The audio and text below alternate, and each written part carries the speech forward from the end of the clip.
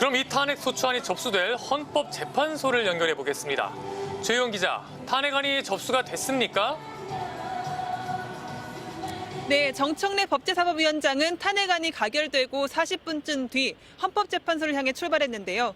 조금 전인 6시 12분에 헌재에 도착해서 탄핵안을 접수했습니다. 이 정 위원장은 국회법상 소추위원이기 때문에 직접 헌법재판소에 탄핵안을 접수하러 온 건데요. 김승원 법사위 민주당 간사도 함께 왔습니다. 이제 헌법재판소의 시간이 시작됐습니다. 헌재는 180일 안에 결론을 내야 합니다. 이 헌법재판소는 하루 종일 조용하고 차분하지만 긴장감이 흐르는 분위기였습니다.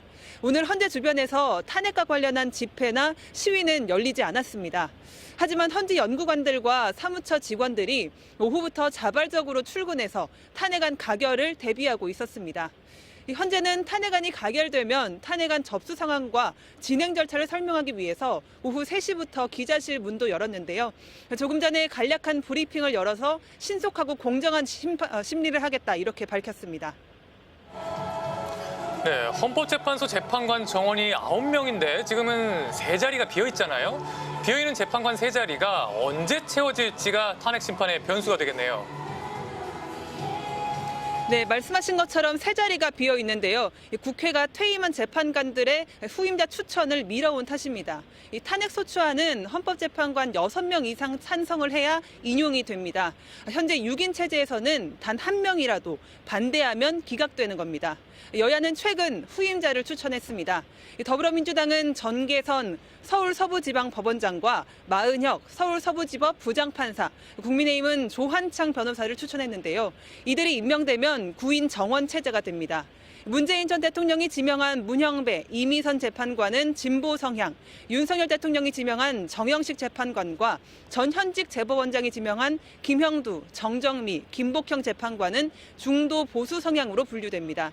중도 보수와 진보 성향 비율이 5대4로 엇비슷해지는 겁니다. 여야는 인사청문회를 거쳐 임명 동의 투표까지 연내에 마무리하는 것을 목표로 하고 있습니다.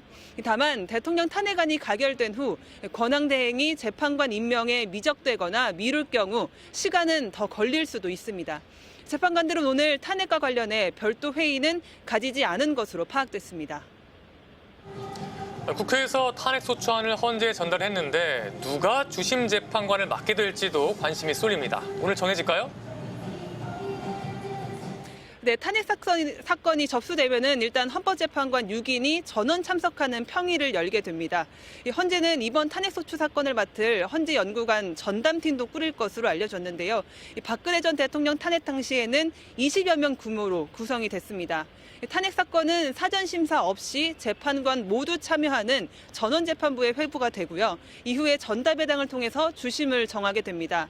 이 주심은 사건을 이끌고 판결문 초안을 직접 작성하는 재판관을 말하는데요. 주심 배당 결과는 다음 주 월요일에 나올 것으로 보입니다. 헌재는 앞으로 180일 안에 탄핵 심판의 결론을 내야 합니다. 헌법재판소로서는 8년 만에 또다시 현직 대통령의 탄핵 여부를 결정해야 하는 무거운 과제를 받아들이게 됐습니다. 지금까지 헌법재판소에서 전해드렸습니다.